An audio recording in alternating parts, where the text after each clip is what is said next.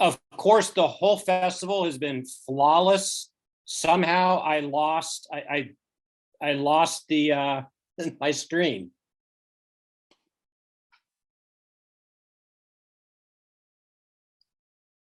Can you hear me?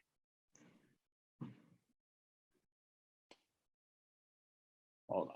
We can all hear you. That's kind of weird. Oh, here I am. We can hear. Okay. Sorry about that. On. All right, let's do this. Hey, everybody. I'm the Wizard of Oz behind the scene making all this work, obviously.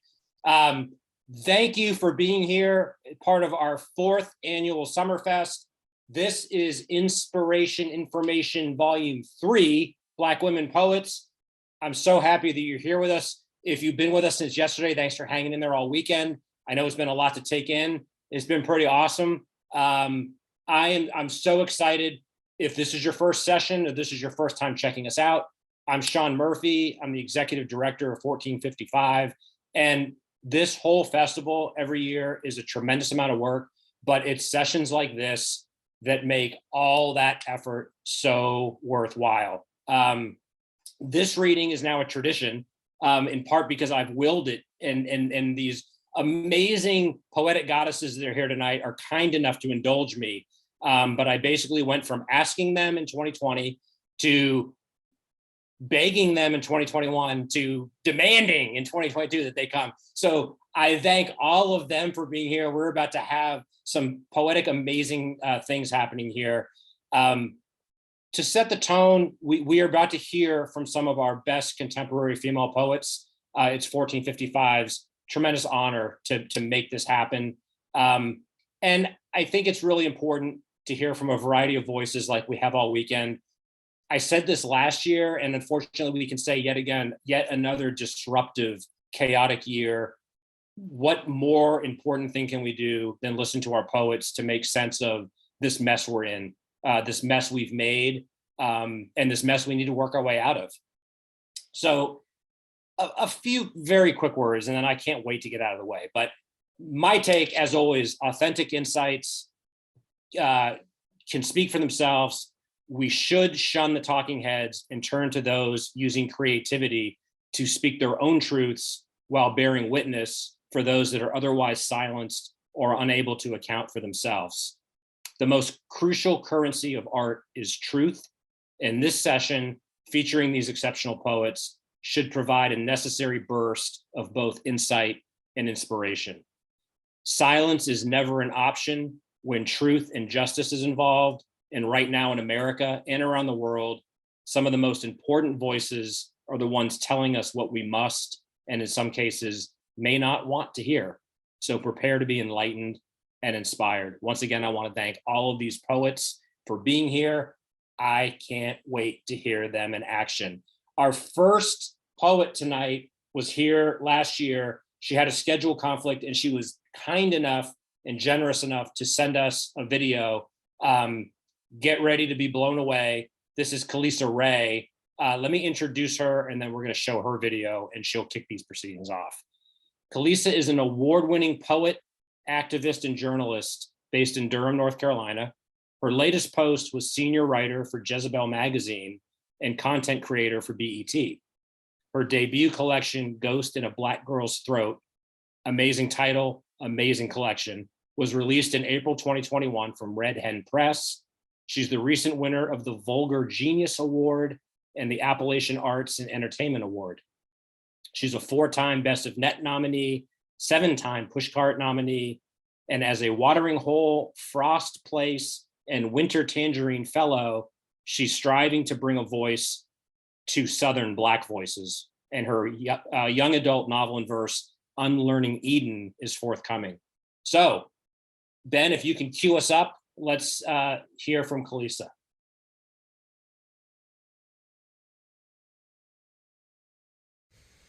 Eve leaves Adam for Yvette. I do not regret the way our clay-colored hands packed earth beneath these limbs, molded mountain ranges beneath Our bare-bodied backdrops, sculpted skies on the tides of our hip bones. The way the dust rose as we breathed, our outlines coming to life in the chalky air. I do not regret the creation nor the taste of you. I only regret my willingness to devour the way you dangled ripe and brimming with juice, the last red indulgence. One invitation to nibble your skin and I gave in. The way I bit fruitful flesh, peeling back the evil to get to the good. Now, when I daydream, all I see are weeping willows and nakedness. How we never got around to naming the cattle, too consumed with turning our own skin leather, sunbathing in the immoral heat. How our idle bodies made the sin so easy. For God so loved the WAP, Brooke and Sestina for Cardi B and Meg Thee Stallion.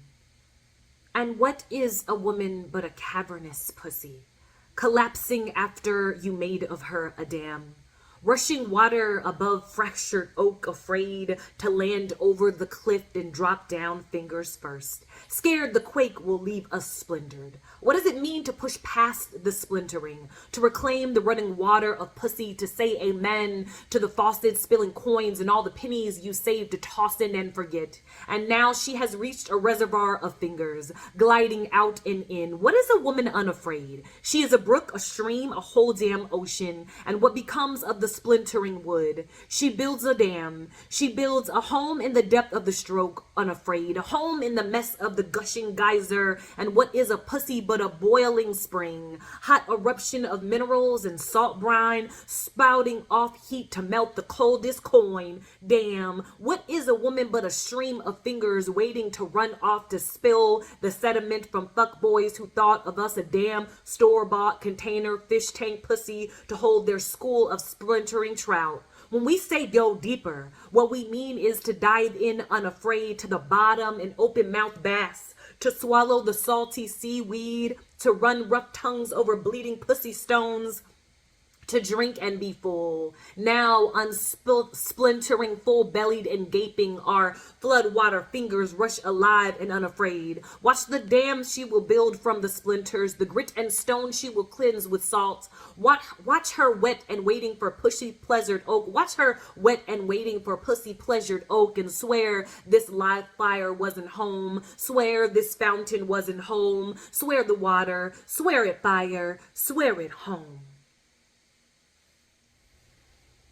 Each morning, my grandmother rises to find her Bible still breathing, belting her favorite aria. A lion, a well, a sacrifice, crack of dawn, coffee-stained scrolls making music at 6 a.m. Each page turn a chord she knows better than hot water cornbread and collard greens, wailing blessed assurance, what a friend to crackling bacon. All a belly full of gospel, summoning spirit to be there in the midst. Her back buckle and hand wave, awakening Holy Ghost. Basha, Shadrach, Meshach, tongue speaking spells, casting out demons, haunting this old house. While I'm on this tedious journey, a southern song soothing her aching heart. Calligraphied hands waiting, walk with me, she asked, inviting him in the room. What a meditation, what a meditation, a ritual to welcome wholly into a place held together by broken bread, a sacred invitation to dine with nothing but her and the browning hash, nothing but the blood and sunrise slicing sounds, stirring a tent revival lasting till midnight across her wobbling kitchen table. Wow. Okay. Kalisa, thank you for being here. Right. So the tone has been set, ladies. Let's keep it going. Our next reader is the Dr. Adrienne Christian, is a writer and fine art photographer. She is the author of 3 poetry collections, Worn, A Proper Lover, and 12023 Woodmont Avenue. Common themes in her work are family, love, and African-American life. Adrienne, it's so great to see you. Thank you for being here. So good to be here. Thank you, guys. Thank you for sharing your Friday evening with me. Thank you, Sean, for putting this session together, and to the women on the panel. I'm honored to read with you. Sean just told you about my poetry collections, but tonight I am going to read to you from All New Work. It's a collection that I'm working on. I'm about halfway through. Right now, I'm calling it Brink, because the speaker in the collection is on the brink of many things, on the brink of a breakup with her husband, on the brink of madness during the COVID-19 pandemic, on the brink of finding a new lover, and on the brink of her faith in God faltering. I have 6 poems for you tonight, and with this short introduction, that should take me about my allotted 10 to 12 minutes.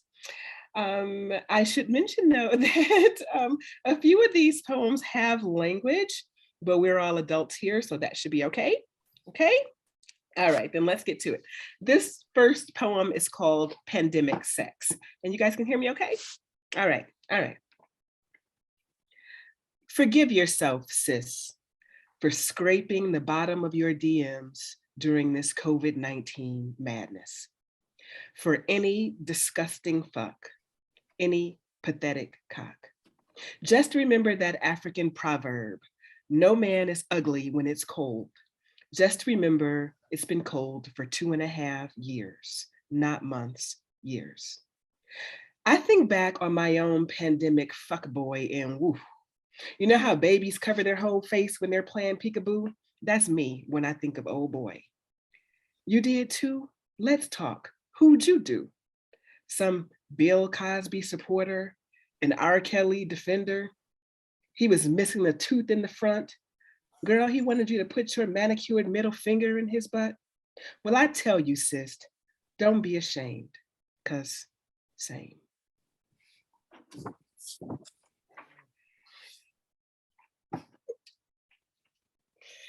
Ugh, can't believe I let him touch me. Okay, this other poem, here's another poem about DMs, if you can believe it. And this one is called Alexa, Block His Number. Here's what happened. One evening, we were in bed and I asked him, I said, do you mind if I see your DMs? Can you look at my DMs? Yes, why? I just wanna see what kind of man you are. You already know who I am. Then can I see, please? Babes, why though? I don't know. It's like a lot of guys have a lot of girls they text and message and whose pics and posts they like. I just don't want to be part of some harem. You talking crazy, I know, but could you please just show me? Phones is private, and I swear on my life, I'll never ask you again to show me. I just need you to set my mind at ease, please. Nah, man, I knew it. Knew what? Nothing. You mad? Not at all. We good? Sure.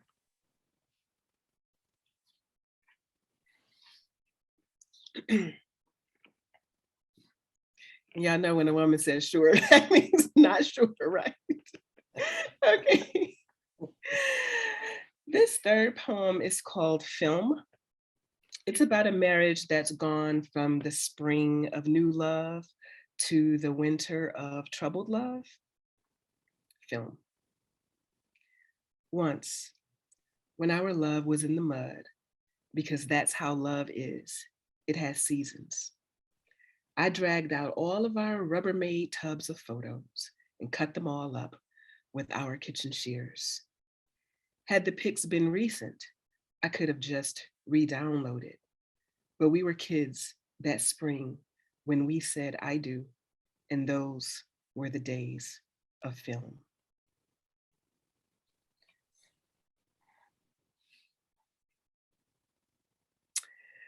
This next poem is about new love, fun love. It's called Nibbles. But first, I just need to make sure you guys all know what a switch is, okay? So like a switch in the African-American community, all right, is when you're in trouble and you're going to get a spanking, whoever is doing the beating will tell you to go outside and get a switch, which is really a branch from a tree or a branch from a bush. If you're smart, you'll get the skinniest switch because that is the one that will hurt less, okay? Okay, so here is Nibbles. I'm gonna be your little mosquito, biting you everywhere, When you sit between my legs in bed while we watch our flick, I'm going to be biting your shoulders, skin, neck nape, nipple, and your navel. You will be a little annoyed with me because you will be wanting to watch our flick. You will be swatting at my bottom, as you have been known to do when I am naughty. But I will ignore these sweet smacks and continue you biting. Some bites will be little, nibbles, niblets. Other bites will be big ones, elbows, hand heels, knees, and butt cheeks. You'll be swatting my bottom, but I will be digging that, mister. I'll even run and get the switch for you to spank me with. I'll choose one with thorns, so while I bite you, you can scratch me. You'll be wanting to watch our flick, but I will be smiling, biting, giggling, tickling, till you do what it is I want, which is give me all your attention always, and whip it out and give it to me always.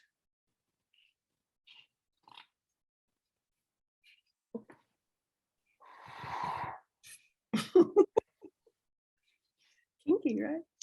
Okay, so this, gosh, I could have read more because I've got more time, but all right, this is number 5 of 6. You got time. Okay, so this poem is called Age. The problem with love at this age is when things fall apart, can you rage? Can you throw shit, threaten? No, you cannot. No, you had better not at this age. At this age, the shit you did when you were a kid is not a good look. Emotional immaturity is not a flex. You know what the old folks say? They say some folks age like wine and other folks age like milk. Is that what you want? To be a stinking, curdling mess? A woman so disgusting people throw up in their mouths? Or a silky red blend with notes of floral and clove? When he calls, and he will call because they always come back, no name calling or rapid fire rhetorical questions, okay? Till then, remember, red blend. In the meantime, focus on work and home. It's what we call being grown.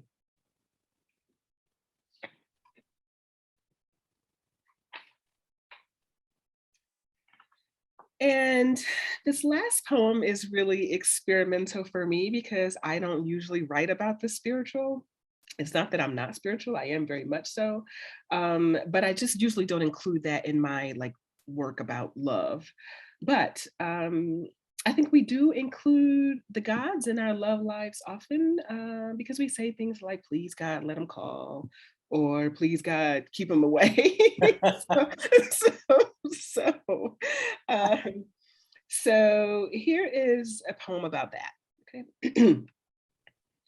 It's called How Does a Girl Write a God Poem? Should it be an epistle like, Dear God? A supplication like, please God? Or a lamentation, God, no? Or exultation, Most High? I want to write a poem for you, but what words haven't you heard from me?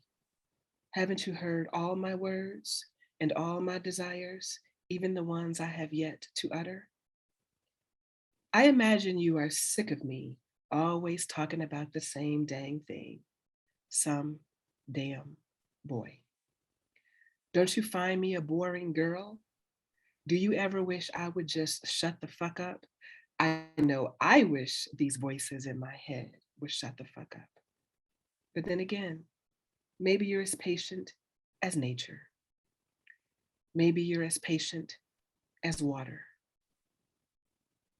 Maybe you like it when I come to you for help. Maybe indeed you are a father.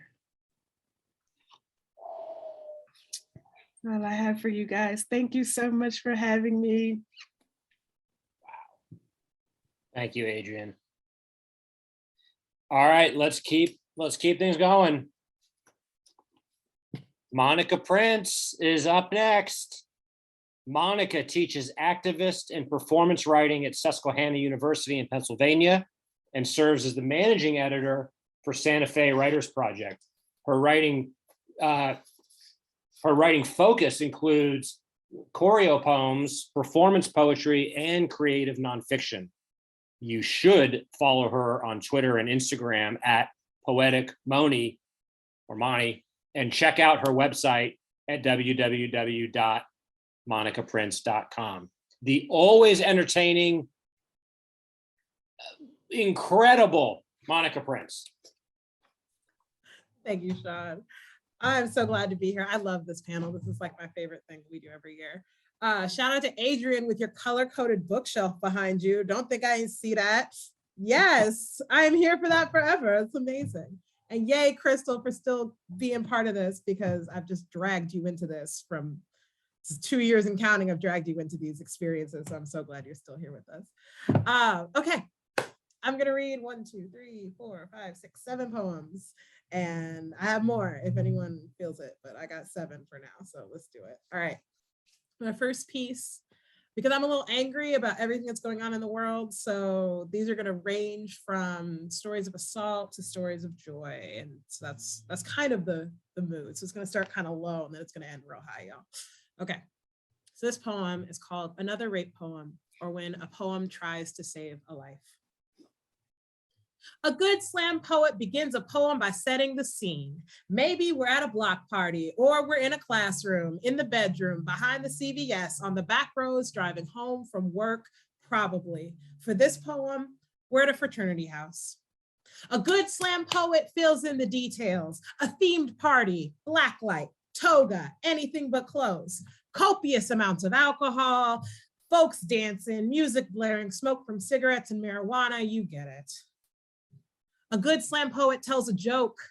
I'm only here to use the liquid courage I downed across campus to help me dance with Christian Mahone, a man who looks and moves like Chris Brown in that Take You Down video before he beat up Rihanna, a man 2 years older than me, but so fine, I have to add extra syllables to the word like, God damn, he is fine. A good slam poet sets the scene, so you know it's about to get serious.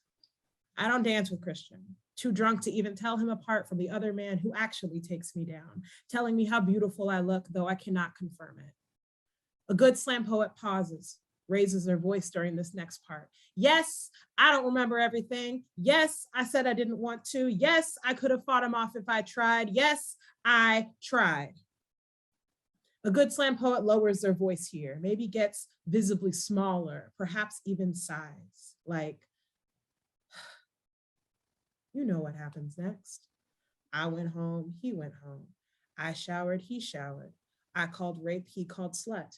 I became a statistic and he, well, becomes a father, a school superintendent, a Supreme Court justice, a president. A good slam poet knows that reference is made to upset you, to elicit snaps, and now the line you expect. I'm not the only one.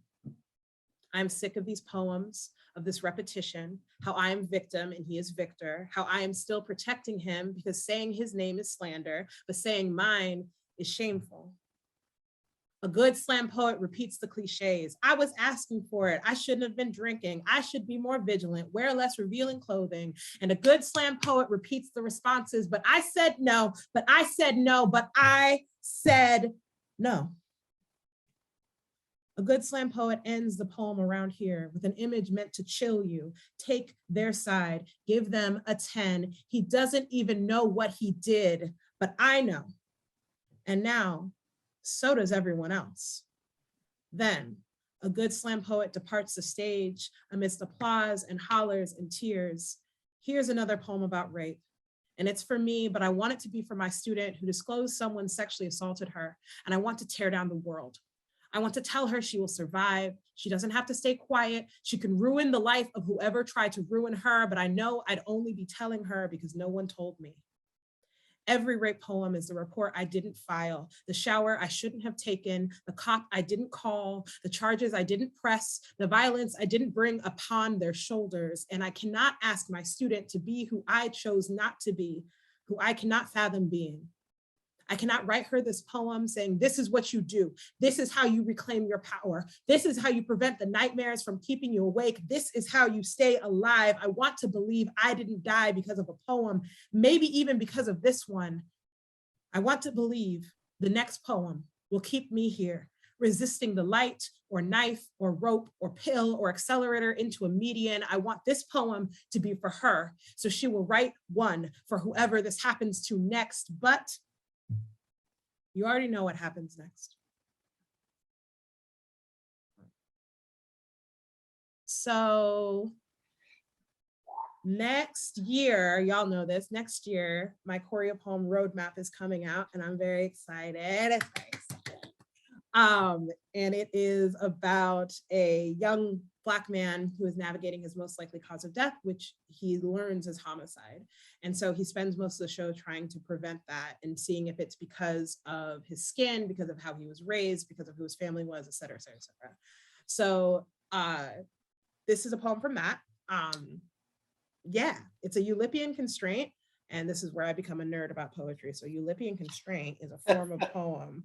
Yeah, you ready? So it's a form of poetry where basically it combines math with literature, which is rude because we don't really do math. But so what they have you do is you pick a word, and then the poem is as long as there are letters in the poem, in the word. So basically, if the word has 3 letters, there are 3 stanzas. And for each stanza, you have to use every other letter in the alphabet except for the letter that corresponds with that stanza. So for example, if the word is dog, you can use every other letter except for D. And then in the second stanza, use every other letter except for O, and so on and so forth. So this one is called Black Boys Are Missing, and the word I chose was suicide. I know a lie or two about Black folk, about our likelihood to remove one another from the planet.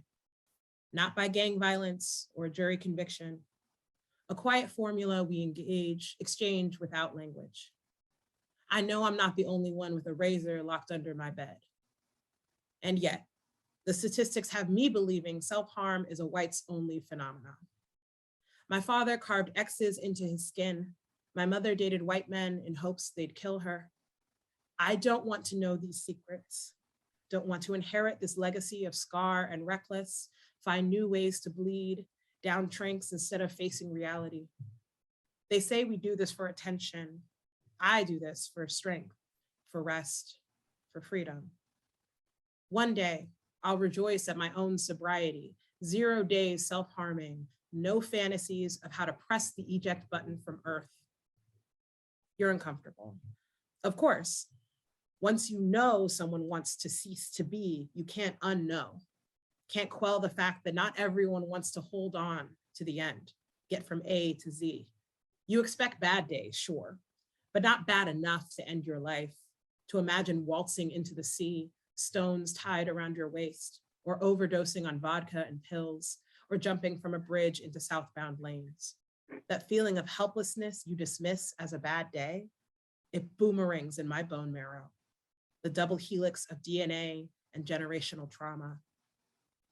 Our parents teach fear, not pleasure, death because of our race, an unasked for burden. We'll quote a phone number, offer an ear or shoulder, just enough to soothe our egos, then move on. Exactly. So useless.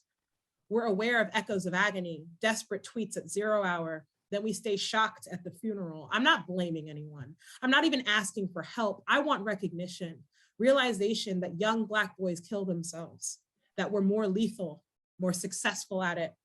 One moment we're in love, laughing, joking. The next, someone comes across our quieting pulse. What I'm trying to say is, I'm always angry. I contain my fury with brutality against my own sparkling. It hurts, I hurt, I cry. I don't want you to know that. I know how toxic I sound, but I'm sick of lying about how much my soul burns, all this vicarious sorrow. I can't support it. And occasionally, I want to quit, go to glory, as grandma might say. But today is a good goddamn day. Today, I thwart any bait to kill this body. Today, I jazz and swoon as I know what I'll do soon.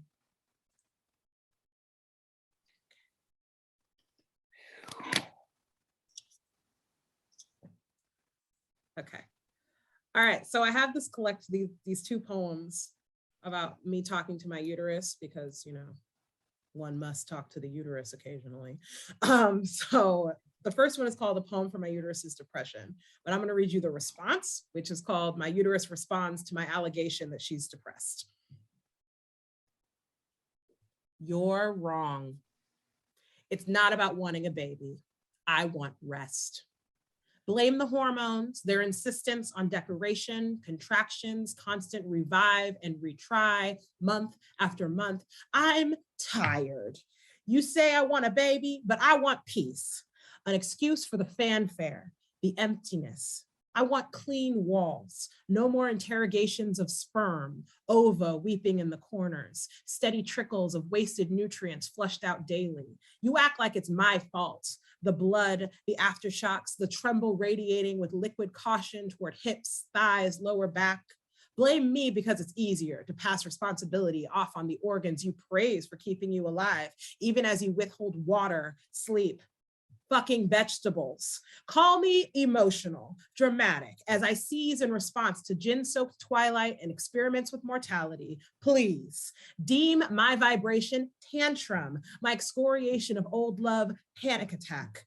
Resist the label crazy for its links to hysteria. Even you aren't stupid enough to speak surgery as a threat so close to my mouth. Honestly, I don't care. The ovaries won't explode if you hold someone's newborn too long. I won't collapse at the sight of unsheathed cock dribbling pre-cum. Give all of us more credit. Give yourself more grace. I don't want a baby any more than you do. I just want to sleep soundly. Stop playing defense every time the brain interprets danger. You don't know why your skin is drying out. Your hair breaks more easily. Headaches advance without warning before the day even officially clocks in. Seriously? You can't figure out why your nails keep splitting and dizzy spells accost you as you walk up the stairs? Really? Don't call me beloved when you ignore my signals. I need you to stop saying this pain, this plague humming in your bones is all about grief, the loss of reckless abandon for the hard reality of decision-making. Look, we are an adult now, long past the infancy of ignorance, drenched in unrepentant knowns. I only want what you want, can only persuade you to become a parent so much, the rest is yours. I am yours. When you taste pennies, I'm simply asking for attention, a little acknowledgement for the ways I've kept you safe. I only follow your orders. Feign shock all you want, but these tremors, these quivers, these unrelenting aches will cease. Just tell me what to do. Anyone who subscribes to the notion of passivity when it comes to the body hasn't been inside theirs for very long. I'm saying you're wrong. This is not about a baby. This is about you abandoning me for stress and ambition, believing I can take care of both of us alone. You're wrong. We don't need a baby. We need reparations. We need your hands above me, promising rest, promising water, promising better, better, better.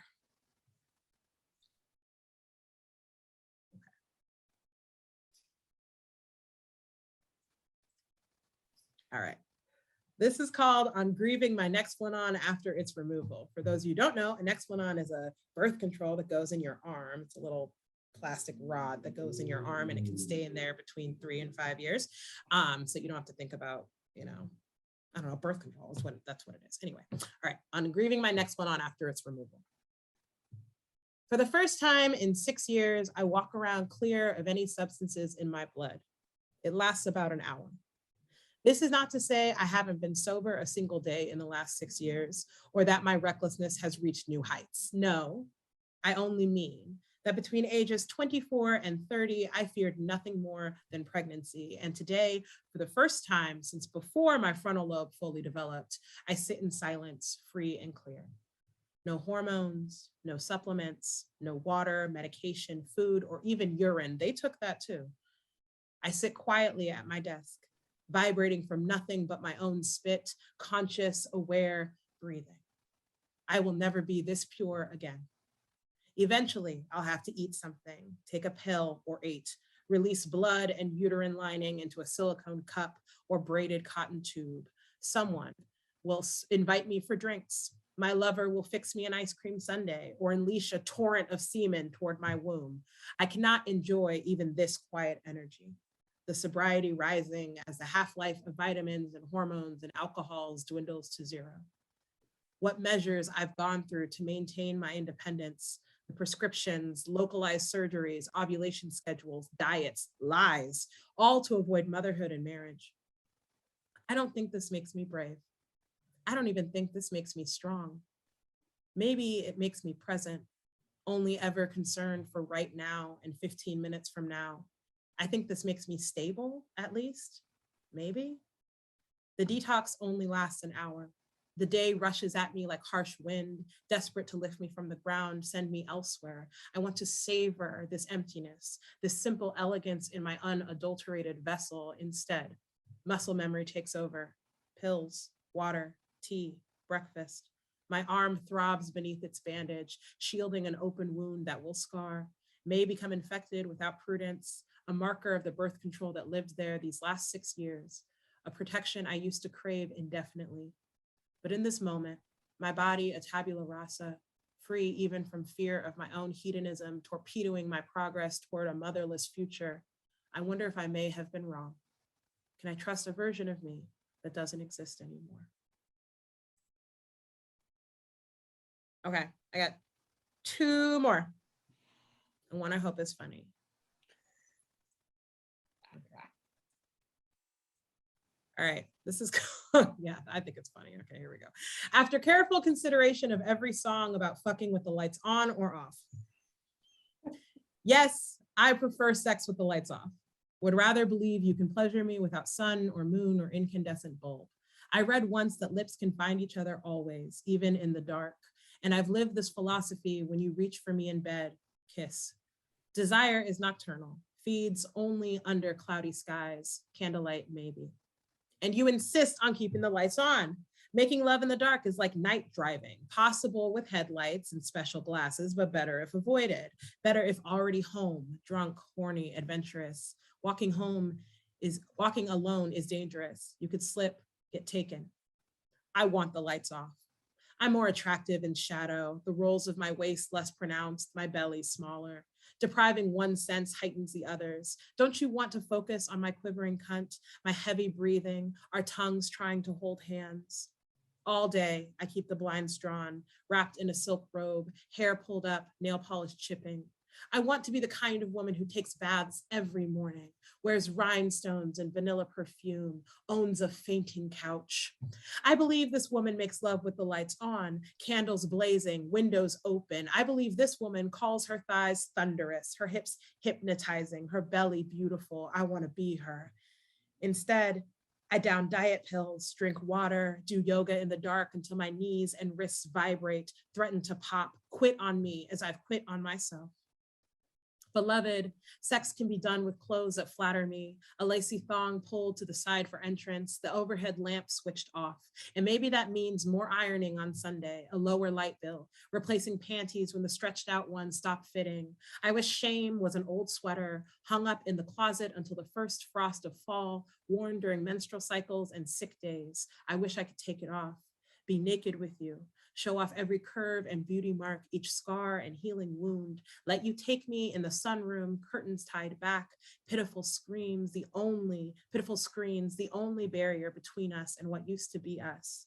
Let our former selves watch our lovemaking, make them proud. All right, this is the last one. So it's another Eulipian constraint, and it's for the word Robert, which is the name of my fiance. Because I never say his name, and so that's what this is about. While living in Millersville, GA, seeking a diploma once again, the woman who taught my advanced class, consisting mainly of weekly sessions one-on-one to discuss up to 6 poems in development, with a few whole class meetings enjoying poems penned by famous poets, she told me to avoid naming anyone, especially those accused of violence. I quickly changed the opening line, used to feedback like this, unfazed by the caution implied, a potential lawsuit. I start here because since that critique, I never name my attackers, partners, family members, even friends. What a waste. Every character in my verse exists as a link, a faded line running between them and the speaker. Yesterday, I resisted the urge just barely, switched the perspective, zapped the specific, made it vague. I know in music, saying people's names isn't discouraged. Hey there, Delilah, Roxanne, Roxanne, Alejandro, Alejandro. And poetry equals music in certain circles. I know every song you've written in my honor features a clue, a secret wink at the amazing love we share, but still, as months stack up for us, I stop my hand from forming that jovial graffiti of your honorific. With 60 or 1,000 stanzas, all quaking in acclaim for you, for us, for intimacy. It's a shock I say my beloved's name not even once. I wish this hesitance issued initially as legal advice, but habituated now as a law, pun unintended, was about justice. But factually, it's about anxiety. My qualms about some anonymous someone knowing you in the dozens of ways I claim to, how you have always insisted this connection belonged to no one but us, was nobody else's business. I know you're unsurprised by a poem focused on you. More lines promising forever, good sex and inside jokes. And even so, here I am, inking a lipogram, a form poem keeping me away from saying your name, from designing my cursive as proof I'm unafraid of consequences, possibly arriving if heaven learns I love you and you love me, like a precise shape carved in a sapling's bark, RB plus MP, nearly a full spelling, so close. I know a poem, one expressly broken before beginning, is no proxy for naming such a world, for simply offering gospel. And I'm sorry. I can provide you no more, only here, dawn or soon enough, lazy kisses, good morning, coffee programmed already, a made bed, a clean shower, laundry folded, fingers pressed on scalp running clockwise, whispers from arousal and never ceasing, even in slumber. I love you, I love you, I love you, your name here. Thank you, Sal. Monica Prince, everybody. Force of nature, poetic goddess. Thank you for being here. All right, last and most definitely not least, we are a family of equals tonight. Crystal May Statler, I have just enjoyed getting to know you and comparing notes and featuring your work, which has been a tremendous honor. Let me introduce you properly. Crystal May is a Black multiracial poet, artist, and digital designer currently living in Portland, Oregon, with her partner Kevin and an array of plant babies. She received an MFA in writing from Otis College of Art and Design in 2017. Her works are featured in Poetry Online, 1455's Movable Type, issue 7 and 9, woo woo! The Santa Fe Writers Project Quarterly, Cultural Weekly, or are forthcoming. Her debut poetic visual hybrid, Losing Blood, was a finalist for the 2022 Craft Hybrid Writing Contest and the 2021 CAP Book Prize. Crystal May, it is always a delight. Thank you for being here. Thank you, everybody. Thank you for all who've tuned in, and thank you for these amazing poetic goddesses that are just blessing the virtual space. I'm really honored to be here and really excited to try something new. So as Sean just mentioned, my poetic visual hybrid has now become a finalist for 2 contests, so I'm now venturing into trying to perform it, and because it's a hybrid, there's lots of moving parts. So I'm going to share my screen, and if somebody can just tell me that you can see what I see, I will go ahead and share.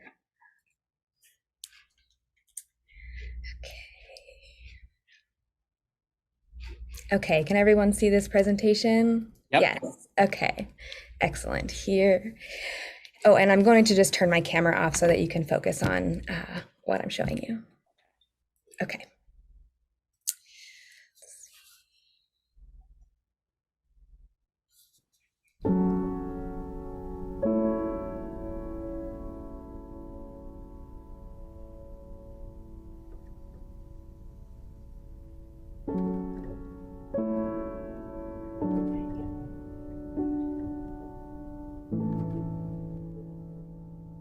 In life before, We each carried our baby Fat in Grandma's minivan to Rosarito. Swells of sand lingered. Tacos, tacos, tacos.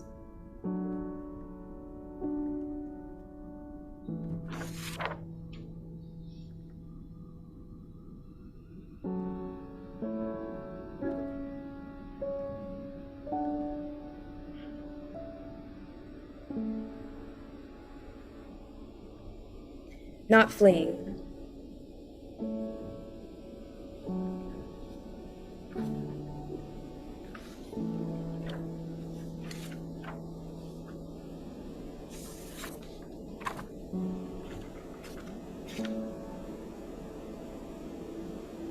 Who's going to tell Mommy? I cried. Dad volunteered. He didn't understand the Wellbutrin wall he'd walk into.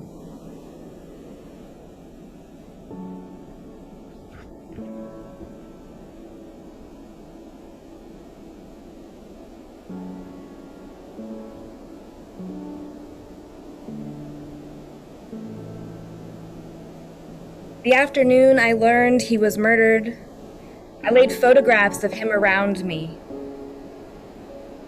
His deep almond browns shined as he smiled, alive.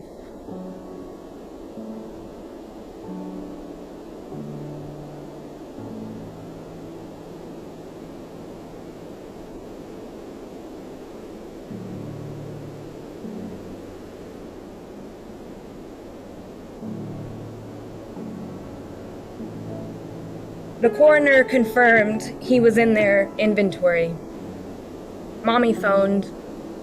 I'm glad I was third to know. I'm sorry for your loss.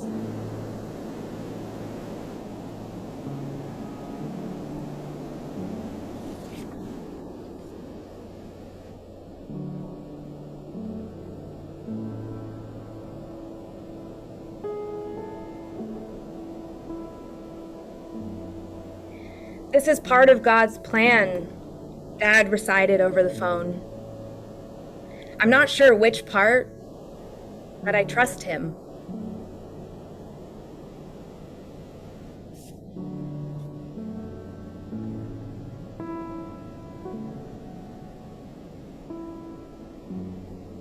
No, no, no, I pleaded.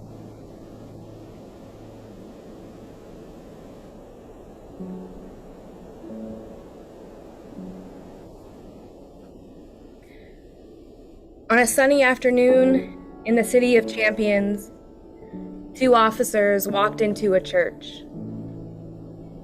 They cornered a Black man in crisis.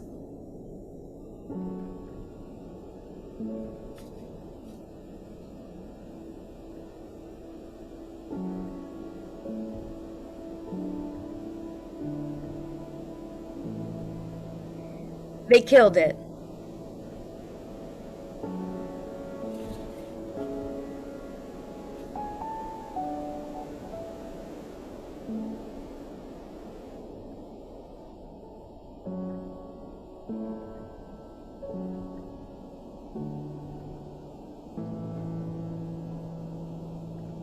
Grief devours.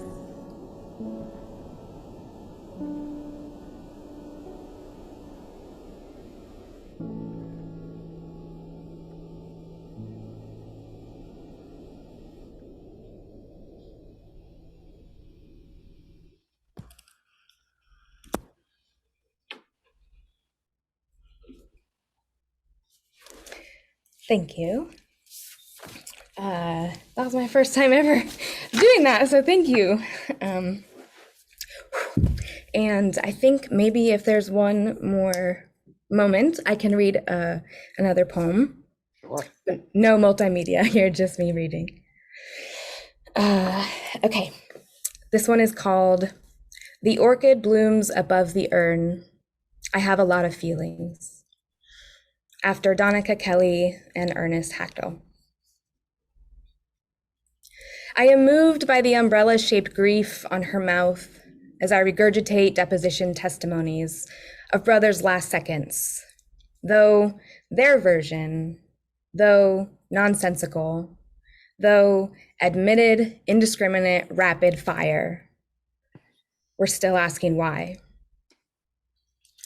Today, 100 apples rested on the market shelves, one mostly yellow, many with skin crimson as a wound that won't heal. And though their flesh looked soft, I left with more questions. I imagine their shine is of no consequence to their existence. I imagine the pesticides simply ran out of reasons to kill. I imagine they can feel when one of their kind is picked off. I say his name to the rain. BJ. BJ. I watched 8 clouds engulf the city, fogging cries like a whisper. I swept up hairballs that looked like he could have been here.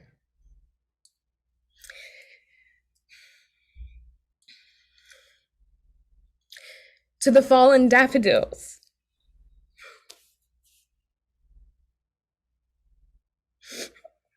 I say he is still here. To the sirens stalking savagely on the narrow bridges. He is still here.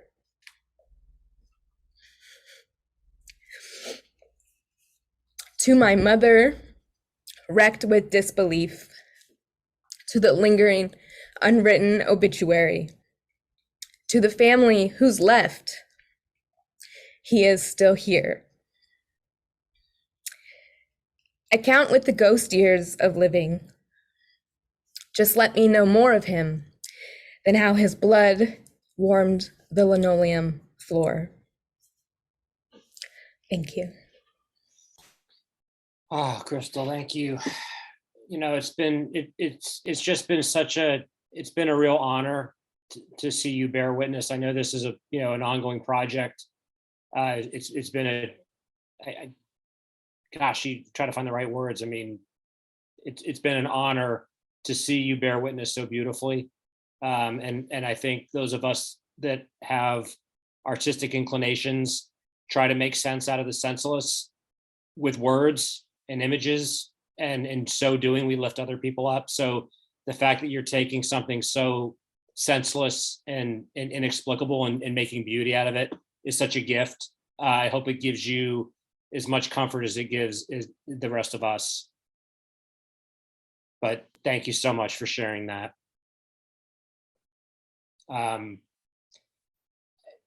Listen, I knew we could do it. We filled an hour. I think, listen, I don't even want to editorialize. I want to just sing from the rooftops of praise and gratitude. But I think you ladies showed what we came here to do tonight. The power of poetry, the power of bearing witness, the beauty of community, the beauty of the written word when expressed by incredibly talented and soulful poets. I call you poetic goddesses, and I don't say that lightly.